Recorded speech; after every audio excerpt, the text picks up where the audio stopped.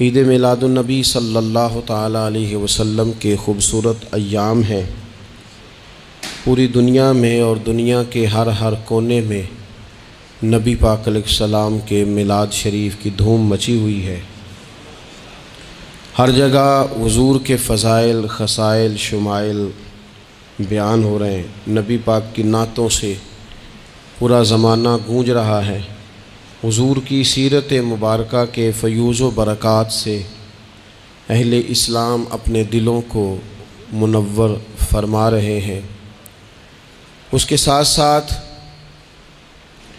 حضور علیہ السلام جو روشن، خوبصورت، چمکدار تعلیمات لے کے دنیا میں تشریف لائے، وقت جیسے جیسے گزر رہا ہے لوگ محسوس کر رہے ہیں کہ نجات اگر ہے تو اسی رستے میں ہے جو مدینے والے رسول نے عطا فرمایا ہے صلی اللہ تعالیٰ علیہ وسلم۔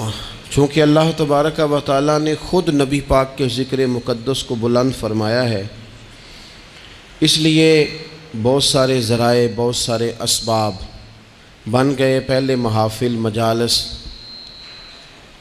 میلاد کے اجتماعات کا انعقاد ہوتا تھا، جلوس ہوتے تھے۔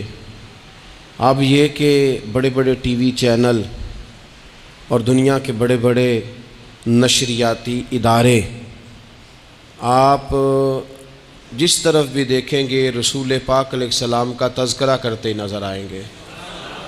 بہت پہلے کہا تھا اعلیٰ حضرت نے کہ عرش پہ تازہ چھیڑ چھاڑ اور فرش پہ طرفہ دھوم دھام، کان جدھر بھی لگائیے تیری ہی داستان ہے۔ کان جدھر بھی لگائیے تیری ہی داستان ہے۔ ہر جگہ حضور کے ذکر پاک نے روشنی بکھیری ہوئی ہے۔ اللہ تعالیٰ نے جہاں نبی پاک علیہ السلام کو بڑی عظمتوں، شانوں، رفتوں اور بلندیوں سے نوازا، وہاں یہ بھی فرمایا کہ وما ارسلناک الا رحمۃ للعالمین، ہم نے اپنے محبوب علیہ السلام کو تمام جہانوں کے لیے رحمت بنا کر بھیجا ہے۔ نبی پاک صلی اللہ تعالیٰ علیہ وسلم کا وجود سراپا رحمت ہے۔ حضور کا بولنا بھی رحمت ہے، خاموش رہنا بھی رحمت ہے۔ نبی پاک علیہ السلام کا کسی کو کچھ عطا کرنا بھی رحمت ہے، اور کسی کو صبر کی تلقین کرنا یہ بھی رحمت ہے۔ حضور کسی کو خوش ہو کے دیکھ لیں تو یہ بھی کرم کی بات ہے، اور محبوب کریم علیہ السلام کبھی ناراض ہو جائیں تو اس کے بعد بھی جب حضور راضی ہوتے ہیں تو رحمت کی برکھا ہی برسا کرتی ہے۔ اور حضور علیہ السلام نے فرمایا ہے، میں نے اللہ کی بارگاہ میں یہ دعا کی ہے کہ مالک اگر میں کسی کو جھڑک دوں نا، کسی مسلمان مومن کو، تو مالک اسے بھی اتنا ثواب دینا جتنا تو فرض نماز کا ثواب عطا فرماتا۔ تو وجود سارے کا سارا حضور کا رحمت کاملہ ہے۔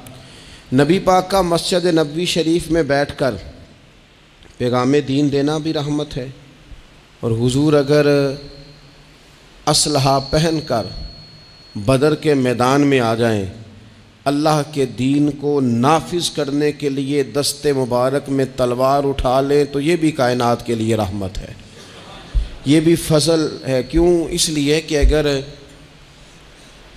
جڑی بوٹیاں کاٹی نہ جائیں تو اصل فصل کا نقصان کر جاتی ہیں۔ اس لیے ضروری ہوتا ہے کہ ایسی چیزوں کو تلف کر دیا جائے جو انسانیت کے لیے نقصان کا باعث۔ اللہ تعالیٰ نے نبی پاک علیہ السلام کے وجود کو سراپا رحمت بنایا۔ بدقسمتی یہ ہوئی کہ دور جب بدلا نا اور لوگ اپنی ضروریات زندگی کمانے کے لیے میدان میں آئے، تو وہ اس طرح کی کچھ دوڑ میں ہم سب لوگ شامل ہو گئے کہ ایک مخصوص سی مادہ پرستی، ایک مخصوص سا مزاج، دولت کی اینک سے ہر چیز کو دیکھنے کا، تو ڈھیر سارا کچھ شخص اچھا ہے، اس میں بہت بڑی تعداد میں بھلائیاں پائی جاتی ہیں، اتنی زیادہ بھلائیاں کسی میں پائی جاتی ہیں، اتنا پیارا آدمی ہے، اتنا شستہ اس کا مزاج ہے، لیکن ہم جب کسی سے ملتے ہیں تو ہم یہ دیکھتے ہیں کہ اس کی ساری اچھائیاں اپنی جگہ پر پتہ چلے نا کہ وہ ہمیں کیا دے سکتا ہے، ہمارے کس کام آ سکتا ہے، ہمارے لیے کتنا نفع بخش ہو سکتا ہے، ہمارے لیے کتنا سود مند. یعنی وہ مزاجوں میں جو خاص نرمی ہونی چاہیے تھی، اور جو حضور نے فرمایا کہ تم میں سے بہتر وہ ہے جو لوگوں کے لیے نفع مند ہے، وہ والا مزاج نہیں بلکہ کچھ لینے کا. تو حضور علیہ الصلاۃ والسلام کو اللہ تعالیٰ نے رحمت بنا کر بھیجا. اس رحمت کاملہ ہی کی وجہ تھی کہ حضور نہ ظاہری طور پر بھی لوگوں کے جو روزمرہ کے معاملات تھے اس میں بھی بڑی خیر خواہی کے جذبات رکھتے تھے. نبی پاک علیہ الصلاۃ والسلام عام لوگوں کے بیچ اٹھتے بیٹھتے، ان کے ساتھ کھاتے پیتے. سرور کائنات کا طریقہ یہ ہوتا کہ اگر غلاموں میں سے کوئی بیمار ہو جاتا تو تیمارداری کرنے تشریف لے جاتے، صبر کی نصیحت کرتے. اللہ کے حبیب علیہ الصلاۃ والسلام اس کے لیے مناسب دوا بھی تجویز کرتے، دعا بھی فرماتے. حضور نے فرمایا اگر تم میں سے کسی شخص کہ ہاں کوئی خوشی کا موقع ہو تو وہ مختار ہے، دعوت دے نہ دے، لیکن اگر کسی کا انتقال ہو جائے تو مجھے خبر ضرور دینا، میں جنازے پڑھنا چاہتا ہوں. ایک مقام ایسا بھی آیا کہ جہاں میرے نبی پاک علیہ الصلاۃ والسلام نے فرمایا اگر میرا کوئی امتی دنیا سے چلا جائے اور ترکہ چھوڑ کے جائے، جائیداد چھوڑ کے جائے، مال و اسباب چھوڑ کے جائے تو وہ اس کی اولاد میں بانٹ دینا، لیکن اگر اس کے ذمے قرضہ ہو تو میرے پاس آ جانا، میں اس کا قرض ادا کر دوں گا. نبی پاک صلی اللہ تعالیٰ علیہ وسلم نے اپنی رحمت کے ساتھ امت کو جو حصہ عطا فرمایا، اور جس طرح سے حضور سید عالم صلی اللہ تعالیٰ علیہ وسلم نے ہمیں یہ اسباق پڑھائے، اس طرح ہونا نہیں چاہیے تھا جو ترتیب آج دنیا میں لگ گئی ہے اور جس انداز میں مسلمان اپنے صبح و شام گزار رہا ہے.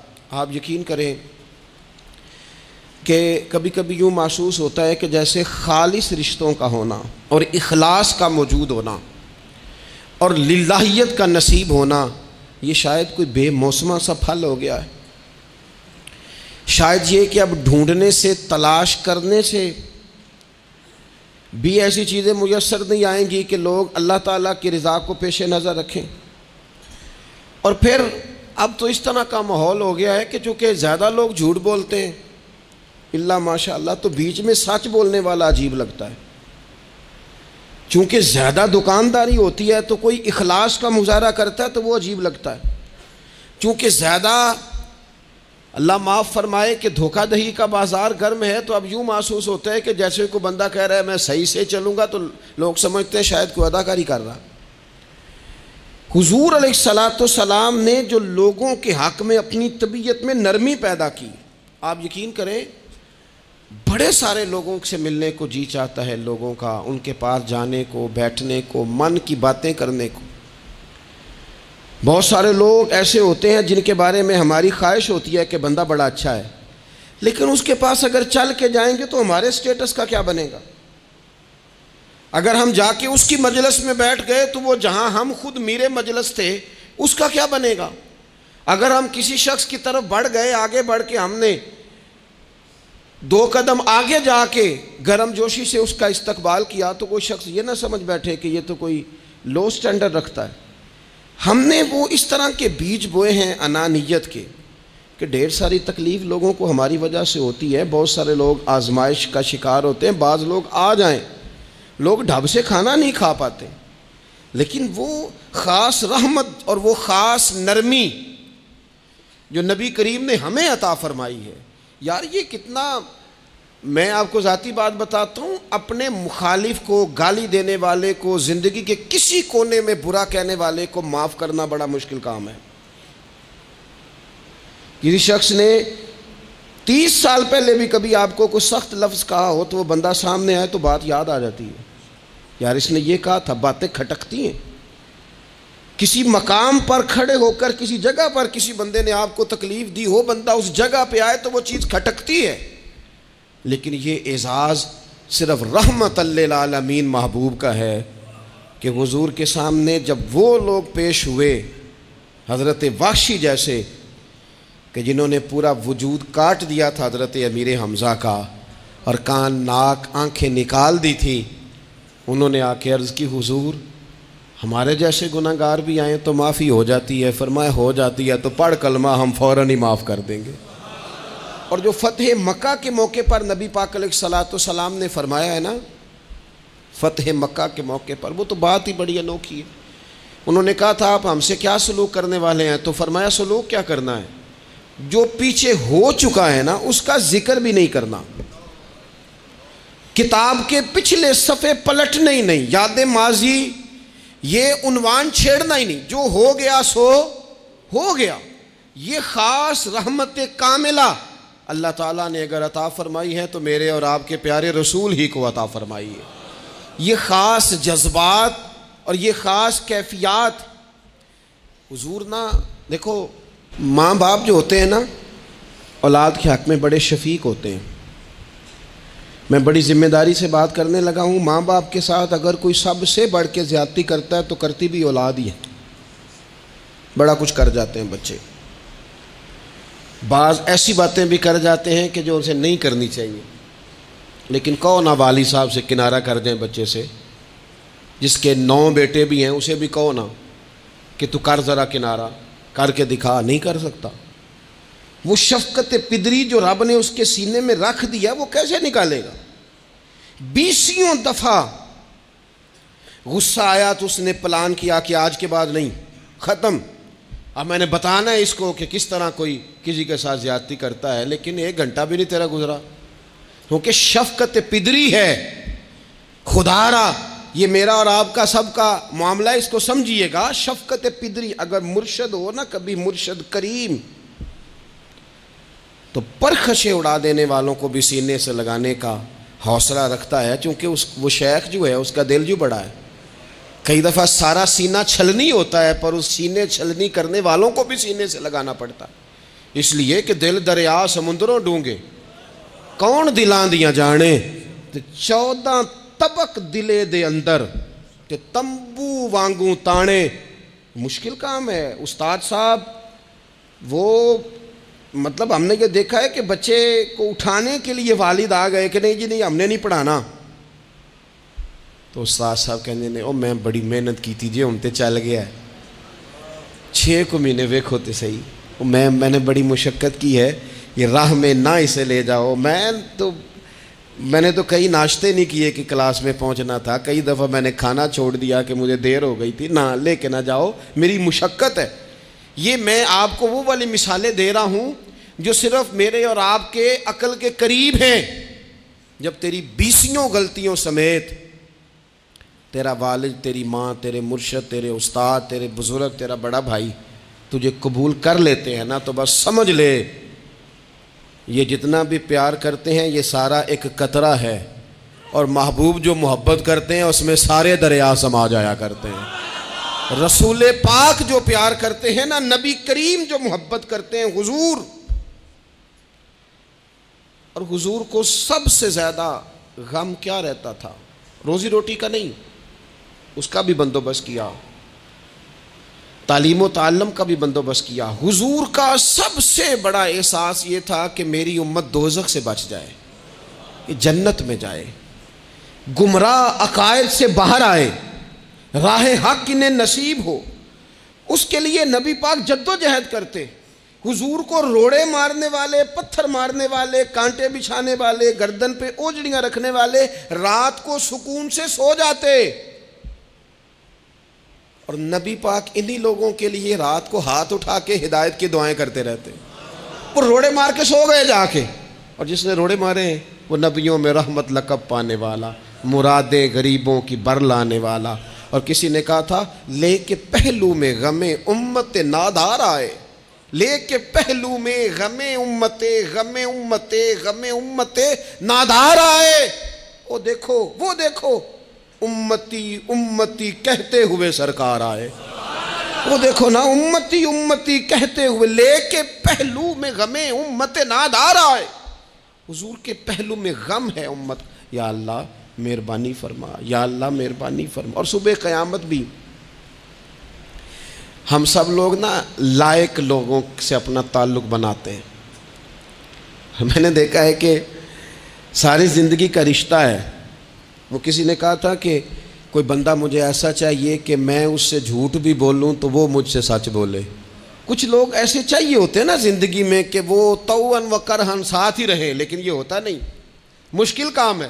لوگ کہتے ہیں اگر لائق ہے تو میرا ہے، نالائق ہے تو پھر میرا، بنتے نہیں۔ یقین کریں آپ سے زندگی میں کوئی خطا ہو گئی، کوئی آپ کا بننے کو تیار نہیں ہوتا، کہتا میرا نہیں تعلق بھائی، میں اس کے لین دین کا بالکل ذمہ دار نہیں، میرا اس کا کوئی رشتہ نہیں، تو جان یہ جان، کاٹ دیا۔ اور اگر گناہ ہو گیا، غلطی ہو گئی، انسان سے ہو جاتی ہے، اپنی ساری غلطیوں سمیت اپنے آپ سے پیار ہے، اور دوسرے سے ایک ہو جائے تو۔ لیکن کچھ لوگ ایسے ہوتے ہیں، حضور غوث پاک کے مدرسے کے اساتذہ نے کہا تھا حضور سبق بانٹنے ہیں، پیریڈ لگانے ہیں، آپ کو کون سی کتاب دے دیں، فقہ، اصول، تفسیر، حدیث، کیا پڑھائیں گے؟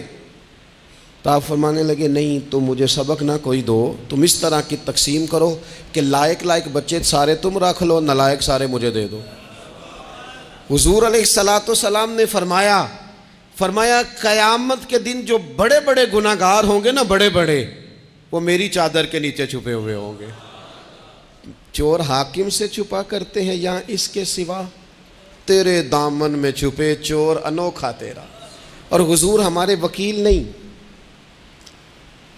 حضور ہمارے شفیع ہیں، حضور ہماری وکالت نہیں کریں گے، حضور ہماری شفاعت کریں گے۔ وکیل وہ ہوتا ہے جو کٹہرے میں کھڑا ہو کے جج صاحب سے کہتا ہے اس نے کوئی جرم نہیں کیا، بلا وجہ الزام لگایا گیا ہے، اس نے کوئی خطا نہیں کی، یہ ذاتی اناد پال رہے ہیں، یہ بندہ ہی بڑا اچھا ہے، یہ تو تھا ہی نہیں موقع پہ، اس نے تو کیا ہی کچھ نہیں، وکالت کرتا ہے اسے معاف کر دو، یہ وکیل ہوتا ہے۔ اور شفیع وہ ہوتا ہے جو کہتا ہے اس نے سارا کچھ ہی کیا ہے پر میں جو آ گیا ہوں، سارے جرم اس نے کیے ہیں پر میں آ گیا ہوں نا، میرا آنا دیکھا جائے اور اسے معاف کر۔ تو نبی کریم علیہ السلام نے خاص، اور پھر کچھ ایسی چیزیں جو بالکل سادی تھیں، اس کا بھی نبی پاک صلی اللہ تعالیٰ علیہ وسلم نے لوگوں پر بوجھ نہیں ڈالا۔ حضرت سیدنا ابن مسعود رضی اللہ تعالیٰ عنہ فرماتے ہیں، مسلم شریف میں موجود ہے، کہتے ہیں حضور ہمیں کبھی کبھی واز سنایا کرتے تھے، ہر روز تقریر نہیں سناتے تھے۔ یا رسول اللہ صلی اللہ علیہ وسلم ہمارا دل کرتا ہے، فرمایا میں نہیں چاہتا کہ تم تکلیف میں آ جاؤ۔ حضور فرماتے ہیں میں لمبی نماز پڑھانا چاہتا ہوں، پیچھے سے کوئی بچہ رو پڑتا ہے، میں اللہ کی نماز مختصر کر دیتا ہوں۔ نبی پاک صلی اللہ تعالیٰ علیہ وآلہ وسلم کی عادت مبارکہ تھی، حضور سواری پہ چل رہے ہوتے تھے تو کوئی غلام ساتھ چلنا چاہتا تھا تو فرماتے تھے میرے ساتھ آ کے سواری پہ بیٹھ جا۔ یا رسول اللہ میں آپ کے ساتھ نہیں بیٹھ سکتا، میں تقاضا ادب ہے کہ میں آپ کے ساتھ نہ بیٹھوں، تو حضور فرماتے پھر واپس چلا جا، میری طبیعت گوارا نہیں کرتی کہ میں سواری پہ چلوں اور میرے ساتھ جو لوگ ہیں وہ پیدل سفر کریں۔ احساسات، جذبات، محبوب کریم کو اللہ تبارک و تعالیٰ نے جو دل عطا کیا، آپ دیکھیں چھوٹے چھوٹے بچوں، وہ ہمارے ہاں نا جی بزرگ ناراض نہ مجھ سے ہو جائیں، ہمارے ہاں بزرگ بعضوں کا شکوہ کرتے ہیں، کہتے ہو کاکا ادھر آئے نا تو میرے نہ سلام نہیں لئی، بھئی آپ لے لیتے سلام، یہ کچھ جھگڑے والی بات ہے، آپ سلام کر دیں۔ رسول پاک کی عادت مبارکہ تھی کہ چھوٹے چھوٹے بچے گلیوں میں ہوتے تو حضور آگے بڑھ کے خود انہیں سلام کہتے، ان کے سروں پہ دست شفقت پھیرتے، ان کی چھوٹی چھوٹی باتیں سنتے، ان کے سوالات کے جواب ارشاد فرماتے۔ اللہ کے پیارے رسول صلی اللہ تعالیٰ علیہ وسلم کا تو یہ معاملہ تھا کہ عبادت کے معاملے میں بھی جب ایک شخص نے کہا کہ یا رسول اللہ میں ساری رات نماز پڑھا کروں گا، سارا دن روزہ رکھوں گا، تو حضور نے فرمایا نہ، آنکھیں تکلیف میں آ جائیں گی، وجود تھک جائے گا۔ ایک سرکار کی زوجہ محترمہ ام المومنین نے رسی باندھ لی تھی مسجد نبوی میں کہ میں جب تھک جاؤں گی تو ٹیک لگا لوں گی، پر میں نے پڑھنی ساری رات ہے نماز۔ اللہ کے محبوب نے فرمایا جتنی دیر طبیعت اجازت دے اتنی دیر پڑھو، باقی آرام کرو، اور فرمایا تمہاری آنکھ کا بھی تمہارے اوپر حق ہے، تمہارے وجود کا بھی تمہارے اوپر حق ہے۔ یہ ساری چیزیں نبی پاک صلی اللہ تعالیٰ علیہ وسلم کی امت کے ساتھ رحمت پر دلالت کرتی ہیں۔ اسی طور پر آپ دیکھیں کہ نبی کریم علیہ السلام نے 2-3 دن تراویح پڑھی، پھر صحابہ جمع ہو گئے، زیادہ لوگ آ گئے تو سرکار اندر سے باہر ہی نہیں آئے، حجرے میں رہے۔ فجر کے وقت آئے تو فرمایا مجھے پتہ تھا تم سارے انتظار میں ہو، اور تم نے دیر تک میرا انتظار کیا، میں جان بوجھ کے نہیں آیا۔ کیوں نہیں آیا یا رسول اللہ صلی اللہ تعالیٰ علیہ وسلم؟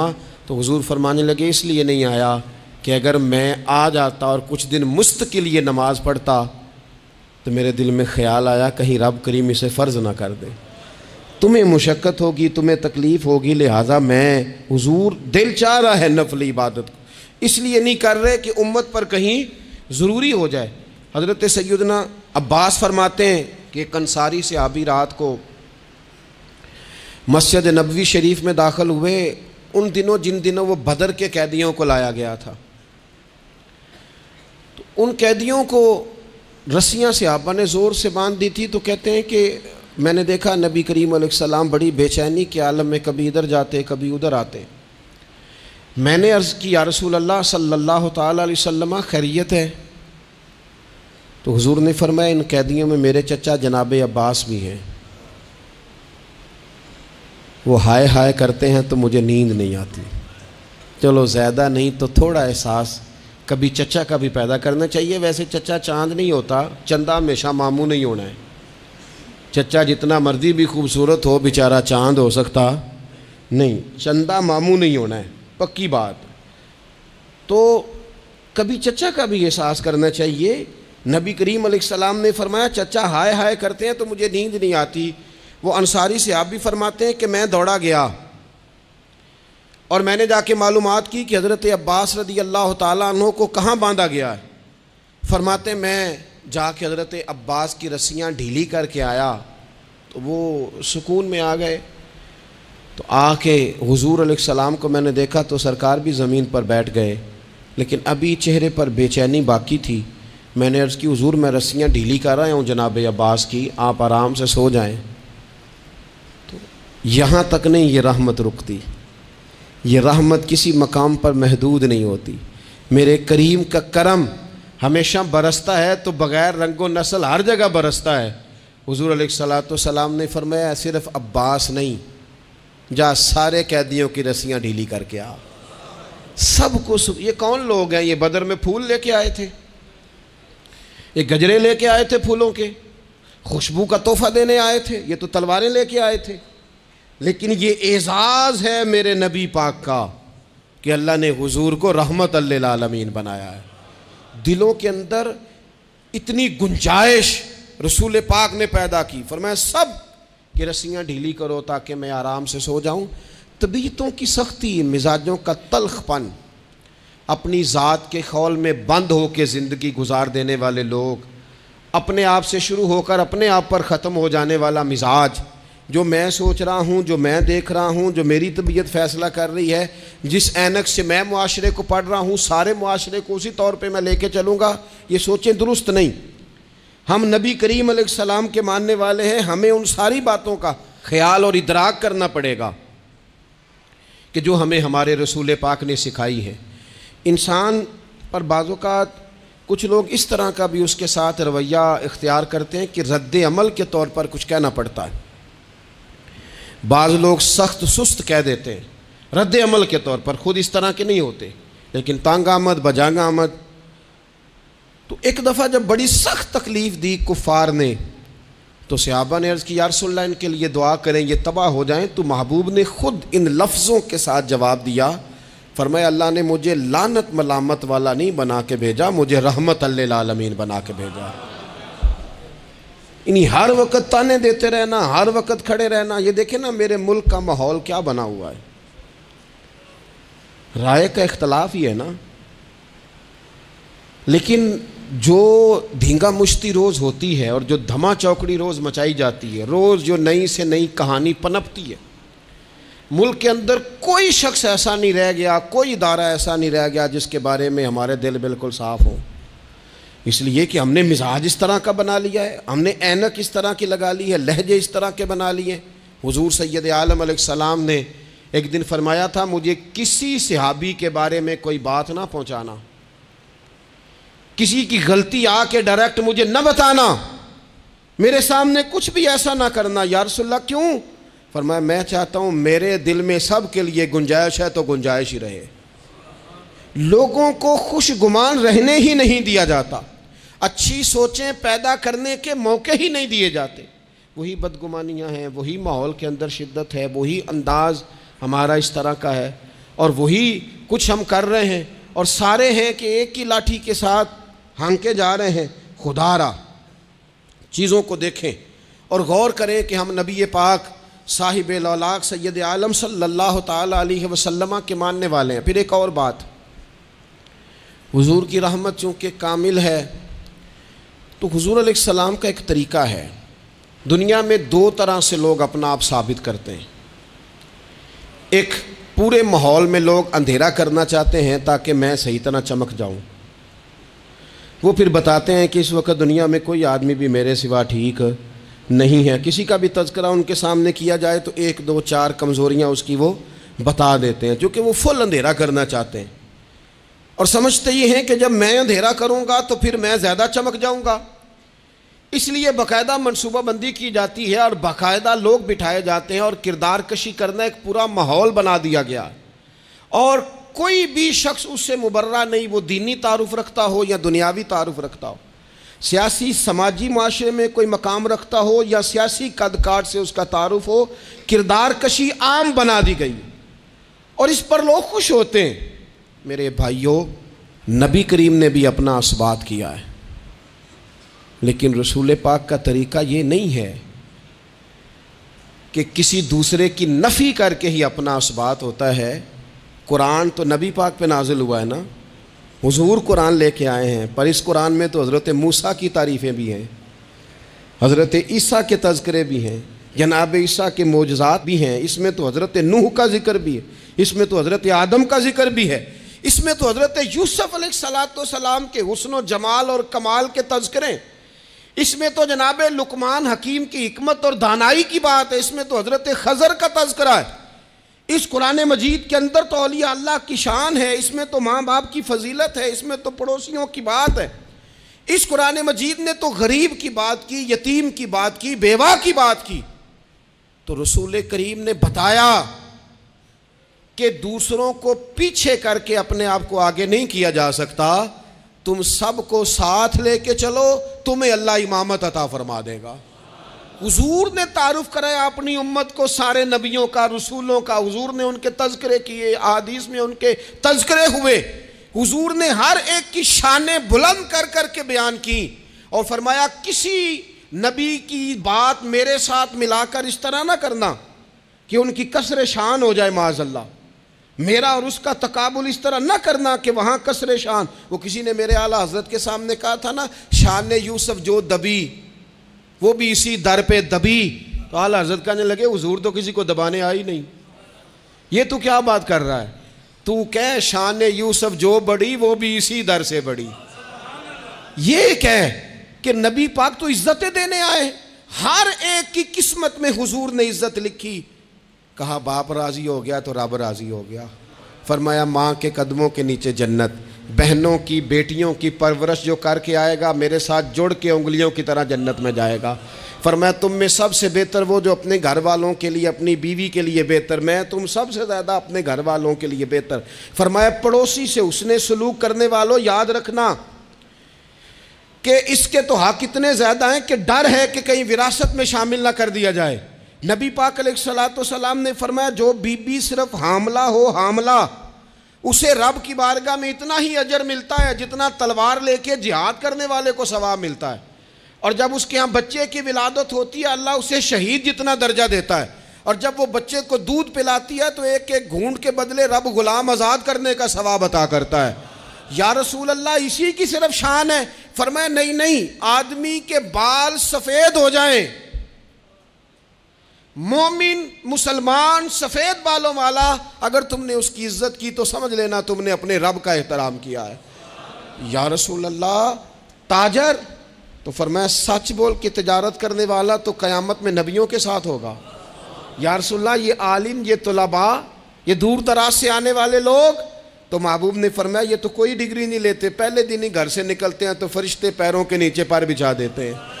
یا رسول اللہ وہ مزدور دیکھا، مزدور سڑکوں پہ بیٹھا، رول گئے لوگ اپنے مطالبات کے لیے احتجاج کرتے، وہ کسان دیکھے دنیا سو رہی ہے اور ٹھنڈ میں جا کے فصلوں کو پانی دے رہے، وہ ہم نے مزدور دیکھے جن کے ہاتھوں پہ چھالے پڑ گئے، لوگوں کی انہوں نے بلڈنگیں کئی منزلہ بنا دی پر اپنے چھت سے پانی ٹپکتا روک نہ سکا۔